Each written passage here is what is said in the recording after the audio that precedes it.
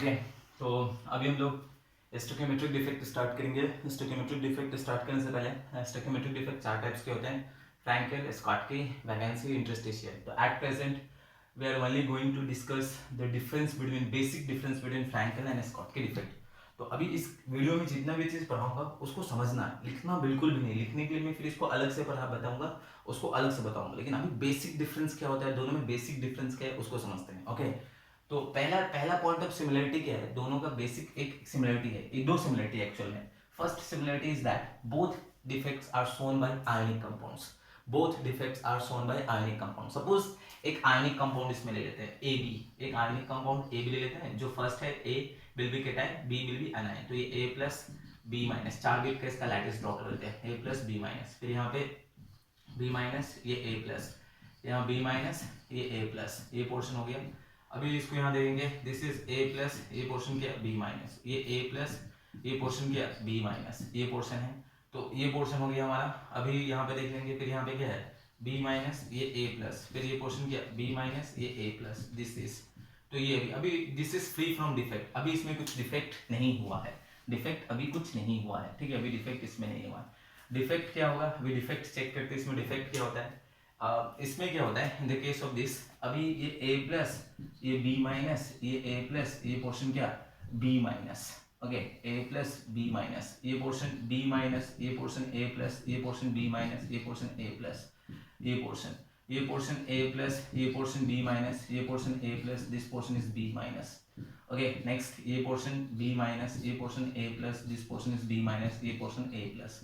तो basic difference क्या होता है कि सम ऑफ द कैटायंस, इसमें क्या होता है some of the cations come out of its lattice point and goes to the interstitial point. वो लैटिस पॉइंट से कैटायन निकल के इंटरस्टिशियल पॉइंट पे चला जाता है। यही इसमें डिफेक्ट होता है कि some of the cations come out of its, यहाँ पे कैटायन यहाँ पे था, बट इस केस में क्या cation comes out of its lattice point and goes to the interstitial points by creating a hole और vacancy at the lattice point. Okay, तो यही इसमें डिफेक्ट है। ओके, तो डिफेक्ट से पहले देखो, डिफेक्ट से पहले क्या है, a प्लस कितना है 8, 1 2 3 4 5 6 7 8, और b माइनस भी कितना है 8। डिफेक्ट के बाद देखो a प्लस कितना है 1 2 3 4 5 6 7 8। a प्लस बाहर नहीं गया, a प्लस लैटिस में ही है, लेकिन वो पोजीशन बस डी चेंज हुआ है। पहले लैटिस पॉइंट था, अब वो चला गया इंटरस्टिशियल पॉइंट। तो a प्लस भी 8 है, b माइनस भी 8 है।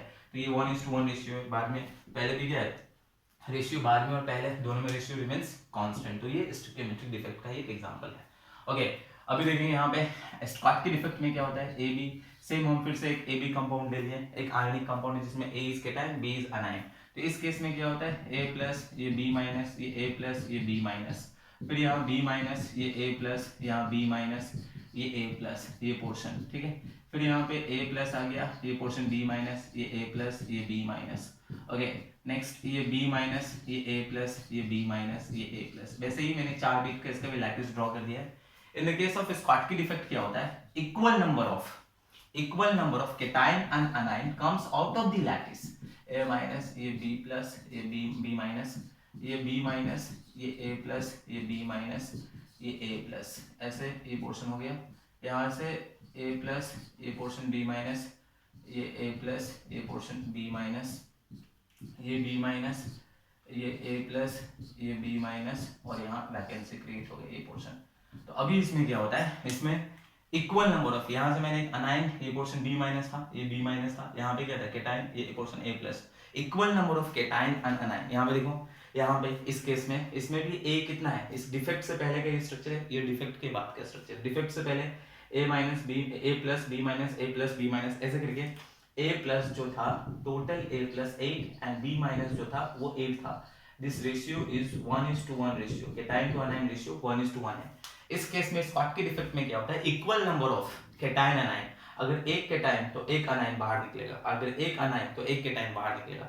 Overall electrical neutrality maintains, electrical neutrality maintain होता है, इलेक्ट्रिकल न्यूट्रलिटी मेंटेन होता है। उस केस में भी electrical neutrality always maintain, always Frenkel defect या स्कॉटकी डिफेक्ट, इलेक्ट्रिकल न्यूट्रलिटी हमेशा इक्वल होगा, मेंटेन होगा। ऐसा नहीं कि a प्लस ज्यादा होगा b माइनस कम होगा, ऐसा नहीं होगा। इसमें भी देखो a प्लस b माइनस। अभी इस केस में क्या है, a प्लस कितना हो गया 7 हो गया, एक a बाहर निकल गया, b माइनस भी कितना हो गया 7 हो गया। रेशियो कितना है 1:1 1। तो देखो डिफेक्ट से पहले डिफेक्ट के बाद रेशियो रिमेन्स कांस्टेंट। तो फ्रैंकल डिफेक्ट में क्या होता है, in the case of Frenkel defect cation comes out of its lattice point and goes to the interstitial point. This is cation come out of its lattice point and goes to the interstitial point. But in the case of Schottky defect क्या होता है, Schottky के case में क्या होता है, both cation and anion, और बोल सकते हैं equal number of cation and anion, equal number of cation and anion comes out of the crystal. वो crystal से ही बाहर आ जाएगा, वो lattice से पूरे बाहर निकल के आ जाएगा, okay, by creating their vacancy or holes at their individual positions. Okay, यहाँ पे वैकेंसी, तो यहाँ पे ये वैकेंसी हो गया तो डिफेक्ट हो गया, यहाँ पे भी डिफेक्ट हो गया। ओवरऑल इलेक्ट्रिकल न्यूट्रलिटी मेंटेन होता है, यहाँ पे भी इलेक्ट्रिकल न्यूट्रलिटी मेंटेन होता है। पहला पॉइंट, ओके, फर्स्ट पॉइंट। अभी लिखना नहीं, इस वीडियो में बिल्कुल मत लिखना, मैं अलग से फ्रैंकल डिफेक्ट बताऊंगा, अलग से स्कॉटकी डिफेक्ट बताऊंगा। ओके, तो फर्स्ट ये समझ में आया फ्रैंकल डिफेक्ट में क्या होता है, वो cation goes from its lattice point two the interstitial point. इस केस में क्या होता है कि equal number of cation anion come out of its lattice point. This is the point 1। Second point है इसमें डेंसिटी, एक इंपॉर्टेंट पॉइंट है डेंसिटी। इस केस में देखो, अभी देखो डिफेक्ट से पहले फ्रैंकल में देखेंगे, डिफेक्ट से पहले 8A है, 8 केटाइन है, 8 अनाइन है। डिफेक्ट के बाद भी 8 केटाइन है, 8 अनाइन है, मतलब मास रिमेन्स कांस्टेंट। यानी डेंसिटी का basic formula mass by volume, तो मास रिमेन कांस्टेंट, वॉल्यूम तो उतना ही, स्पेस अभी भी ऑक्युपाइड है, वॉल्यूम उतना ही, स्पेस ऑक्युपाइड है।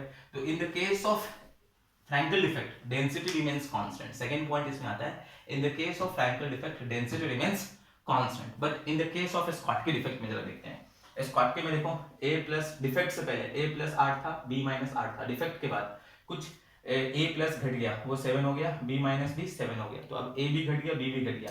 तो इसका डेंसिटी का बेसिक फॉर्मूला क्या होता है, मास बाय वॉल्यूम। तो मास तो डिक्रीज हो चुका है, अब वॉल्यूम तो इतना को उतना ही है, तो मास डिक्रीज हो गया, means what, density in the case of Schottky defect घट जाता है। तो if the compound, if the ionic compound shows Frenkel defect, तो उसका density before the defect and after the defect remains constant. But if ionic compound shows Schottky defect, तो उसका density before defect and after defect change हो जाता है। तो पहले जो डिफेक्ट था उसके रिस्पेक्ट में अब जो डिफेक्ट होगा, न्यू डिफेक्ट, उसका डेंसिटी घट जाएगा।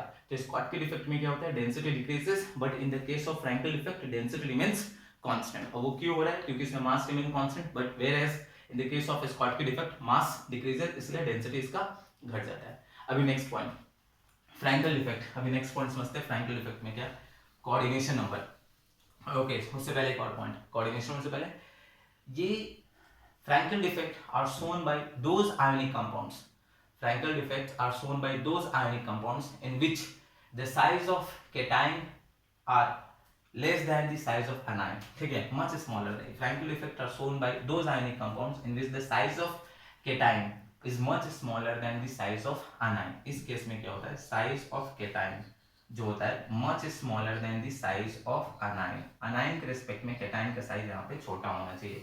मीन्स व्हाट, अभी हमारा cation क्या था, a प्लस, इसका साइज इतना है, तो anion क्या था, b माइनस, इसका साइज इतना है। देखो यहाँ पे ये cation, ये a प्लस इतना सा साइज है, anion ये ज्यादा साइज है, फिर ये a प्लस छोटा साइज, फिर ये anion ज्यादा साइज है, फिर anion ये ज्यादा साइज है, फिर cation ये छोटा साइज है, फिर ये anion ज्यादा साइज है, फिर ये छोटा साइज, ऐसा होगा।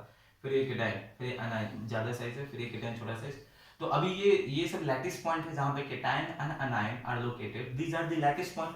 और ये जो बीच में स्पेसेस है, these are the interstitial points. तो इस पे ये तो छोटा सा स्पेस है, तो छोटा स्पेस है, छोटा सा जगह है, तो इसमें डिसलोकेट कौन सा हो सकता है, anion which are bulky in size, उसका तो मूवमेंट नहीं हो सकता है क्योंकि that will require more spaces. But cation का स्पेस तो क्या है, छोटा सा है, तो इट कैन इजीली डीलोकलाइज्ड, ये अपने लैटिस पॉइंट से इजीली आसानी से कहां चला जाएगा, इंटरस्टिशियल पॉइंट पे चला जाएगा। क्यों, इसलिए क्योंकि इट हैज स्मॉलर साइज। तो Frenkel defects are shown by only those ionic compounds in which the size of cation is much smaller with respect to the size of anion. For example these are shown by AgCl, ZnS, AgI, AgBr। Okay, Ag plus का much smaller size होता है than Cl minus से, Zn plus 2 ion का much smaller size होता है then sulphide ion से। उसी तरह इसमें भी केटाइन का size much smaller than this size anion with respect to size of anion. But in the case of Schottky defect, in the case of Schottky defect क्या होता है, these defects are shown by those ionic compounds in which the size of cation and anion are almost similar या identical, in which the size of cation and anion are almost identical। A plus का भी size उतना ही होगा, B minus का भी size उतना ही होगा। Okay, तो अभी देखो इस केस में जितना साइज A का होगा उतना ही साइज B का, ऑलमोस्ट आइडेंटिकल या ऑलमोस्ट सेम हो सकता है, हम बोल सकते हैं ऑलमोस्ट सेम होता है, ठीक है, ऐसे होता है। तो जितना एनर्जी ए प्लस को निकलने के लिए लगेगा उतना ही एनर्जी किसको निकलने के लिए लगेगा, बी को, क्योंकि दोनों का साइज क्या है, सेम। अभी सपोज एक इंसान है जो इतना बल्कि है, इतना छोटा सा पतला सा, और एक लीन एंड थीन है, और एक बहुत मोटा सा इंसान है, ऐसा है। तो दोनों के साथ फाइट अगर मैं करूंगा तो इसको हराने के लिए तो कम एनर्जी चाहिए, इसको हराने के लिए ज्यादा एनर्जी चाहिए क्योंकि हेवी है।